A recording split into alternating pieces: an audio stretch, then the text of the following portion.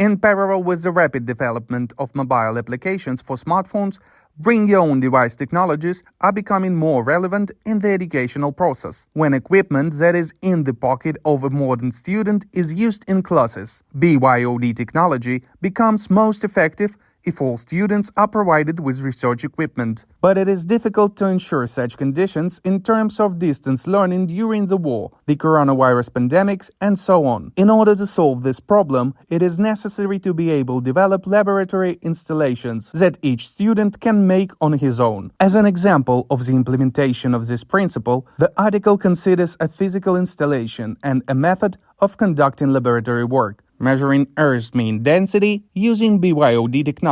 There are three parameters determined in this work: the acceleration of freefall, the Earth's mass, and the mean density of our planet, which will allow physics students, geodesists, surveyors, and others to determine for themselves that Earth has a heavy core. The purpose of this article is to show that the smartphone is a powerful measurement tool that, in combination with BYOD technology, increases student learning opportunities, namely makes laboratory practice not too difficult, provides an opportunity to conduct experiments both in the laboratory and remotely. This makes it possible to solve several important educational problems, in particular, the problem of providing educational institutions with modern measurement equipment, which, due to the constant development of mobile applications, significantly expands the boundaries of the educational process. The first truly accurate measurement of Earth's mean density was made by Henry Cavendish. His result was within 1% of the currently accepted value of 5,515.3 kilograms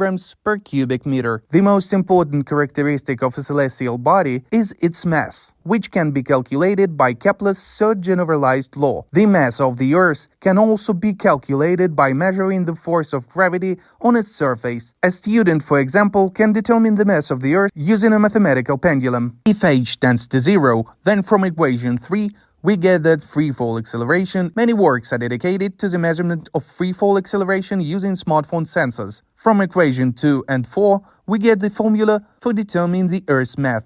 Therefore, to determine the mass of the Earth and its density, we need to make a mathematical pendulum by tying an extensible thread to a ball, measure the oscillation period, the length of the pendulum, and know that the Earth's radius equals 6,371 kilometers, gravitational constant g, then the Earth's mass is determined as follows. Let's ask the question: what tools does the student have for conducting this physical experiment? If he is at home, modern smartphones have many sensors, and there are a lot of corresponding mobile applications developed. The applications used to perform our laboratory work are Physics Toolbox Sensor Suite and Firefox. These are very convenient applications that include the ability to measure parameters of physical fields using smartphone sensors, such as gyroscope, magnetometer, light sensor, accelerometer, and provide the ability to record results, present them graphically. Thus, the magnetometer sensor measures the strength of the magnetic field along the X, Y, and Z axes, as well as the magnetic properties of materials. Such sensors can be used in studies for the magnetic field and fluctuations of its intensity. The light sensor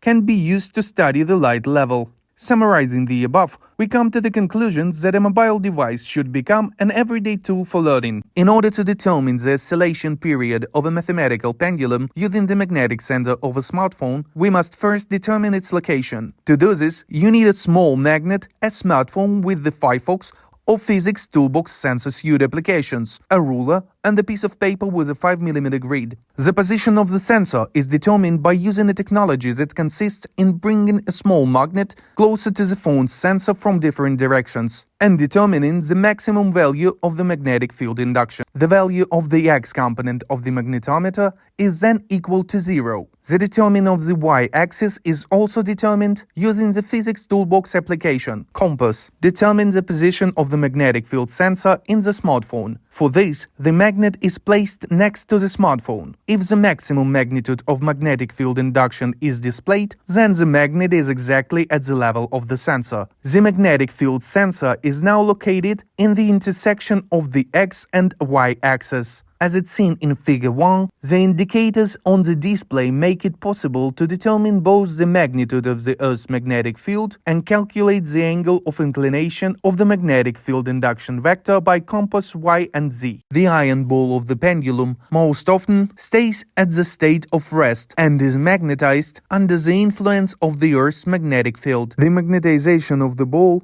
in this lab is used to measure the period of oscillation of a mathematical pendulum. An iron ball with a diameter of 52 millimeters on a thread with a length of 710 millimeters was attached to the tabletop with a binder clip. The length of the pendulum equals 0.736 meters, which corresponded to the theoretically calculated oscillation period, which equals 1.721 seconds. The magnetic sensor of the Huawei P20 Pro smartphone was used as a sensor which was placed under the pendulum ball at the zero mark. The measurement of the change in the magnetic field near the sensor during the oscillation of the ball was carried out using the mobile application magnetometer by Firefox. The view of the display during the experiment is shown in Figure 3. The actual measured oscillation period was 1.71 seconds. Another method of determining the oscillation period of a mathematical pendulum is the video registration of the movement of the pendulum ball in the slow motion mode with simultaneous time registration. Such a video is launched with the usual frequency for mobile phones of 30 frames per second, allowing to show the video slowed down by 2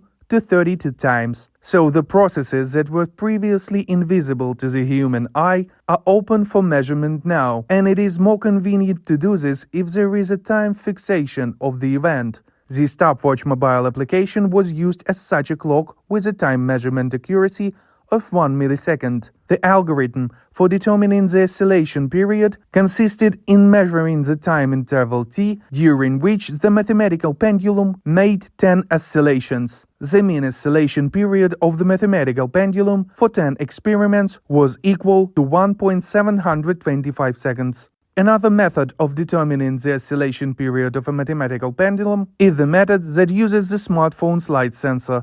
To do that, select the illumination option in Physics Toolbox mobile application. The oscillogram of oscillations of a mathematical pendulum recorded by a smartphone is shown in Figure 5. The mean period of oscillations of mathematical pendulum for this method for 10 experiments was equal to 1.750 seconds. So, the oscillation periods of the mathematical pendulum, determined using various methods and smartphone sensors, are shown in Table 1. The data presented in the article are the average data of the result of measuring the Earth's density by a group of physics students of a pedagogical university in distance mode. All students coped with this task on time and without difficulties. Thus, there are 3 ways to measure the period of oscillation of a mathematical pendulum using a smartphone. The closest to the average value of t equals 1.731 seconds is the method of determining the oscillation period of a mathematical pendulum using the magnetic sensor of a smartphone with the Physics Toolbox application. According to the determined period, the mass of the Earth is equal to 6.15 times 10 to the 24th power kilograms, which is close to the table value where m table equals 5.98 times 10 to the 24th power kilograms, whereas its density, ρ, equals 5,676 plus minus 64 kilograms per cubic meter. This is 2.9% more than the generally accepted value, which is ρ equals 5,515.3 kilograms per cubic meter. The main result of the work is providing the fact that the use of BYOD technology, in combination with modern measuring tools, smartphones equipped with the appropriate applications, allows solving the problem of distance learning of physics students, as shown by the results of measuring the Earth's mass and density using the BYOD technology. They are consistent with the known values obtained with the help of a more difficult-to-use and expensive technique. Along with the values of mass and density, the student receives other characteristics of the Earth, the value and slope of the induction vector of its magnetic field, exceeding the mean density of the Earth, equal to 5,676 kilograms per cubic meter, according to the results of experiments. The density of the main rock-forming minerals in the Earth's crust, which is in the range of 1900 to 3500 kilograms per cubic meter, leads the student researcher to think about the internal structure of the Earth.